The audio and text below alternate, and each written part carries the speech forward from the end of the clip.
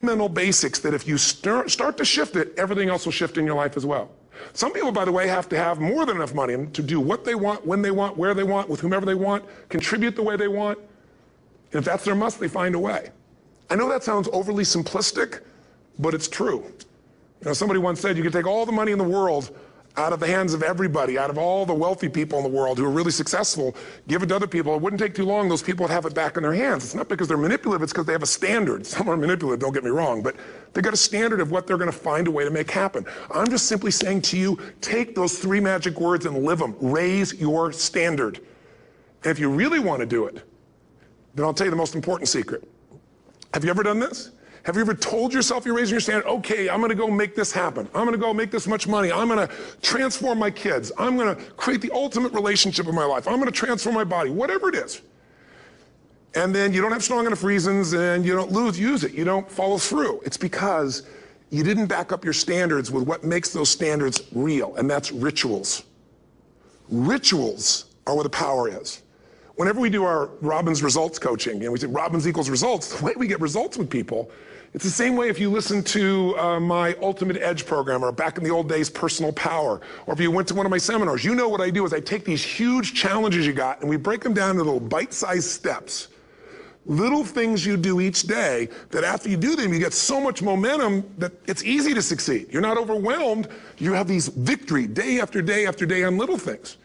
If you went through Ultimate Edge, I'm sure you learned about the hour of power, or the 15 minutes to be able to be fulfilled, or 30 minutes to thrive, where you literally just condition your body and emotion with a couple little rituals.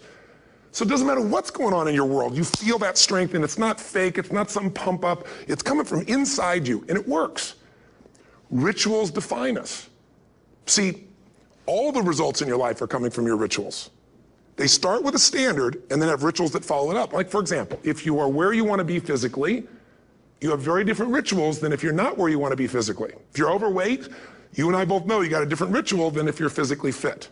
Completely different. You get up in the morning, what's the first thing you do if you're fit? Your shoes are there, you roll over, doesn't matter how you feel, you put on your shoes, you lace them, you start walking, or whatever that ritual is. If you're overweight, you roll over and you have a very different ritual. You might roll over several times to turn the alarm clock off. You go in and get your mocha, smocha, whatever, special coffee. You stop by at Starbucks, or whatever the case may be. You have your nice sugar muffin. It's supposed to be really nice for you. Whatever you do, it's a different ritual. If you have a great, passionate relationship, you have very different rituals in how you come home than if you have a lousy relationship. When you come home and the first thing you do is you're tweeting somebody, or you're emailing, or flipping on the news, or you don't even come home. What are the rituals?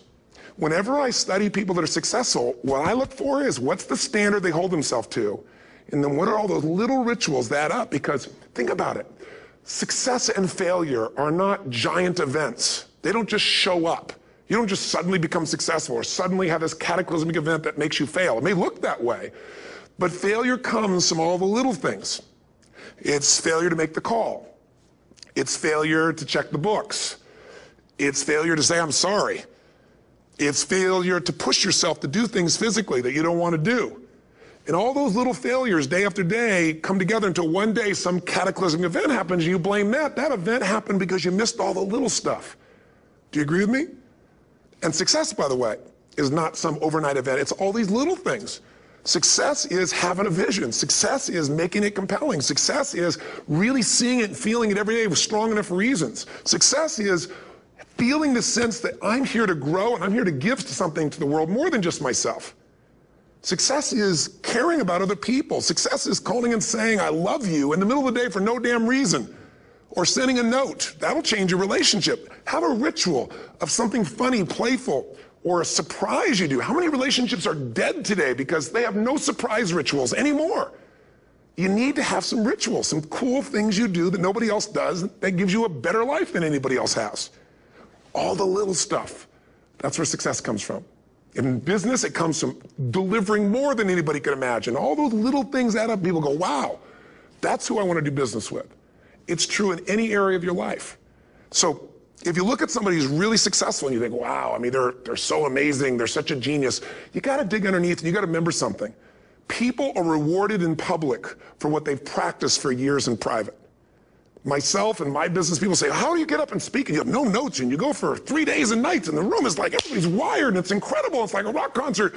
How do you do that? How do you have that confidence? Oh, and it's not confidence, it's experience now. But I did so much behind the scenes and I still do to make things right.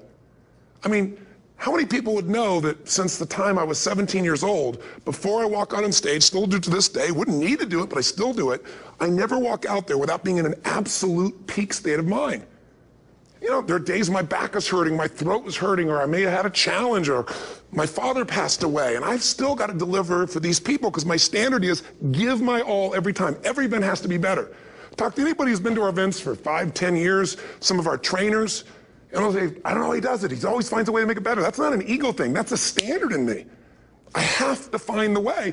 And my ritual, though, is I prepare, I think, I gather new information, I figure out how to put something across better. What do people need? I spend time with our customers. I see what's going on. And before I get on stage each time, I have this little ritual to put myself in a state of mind.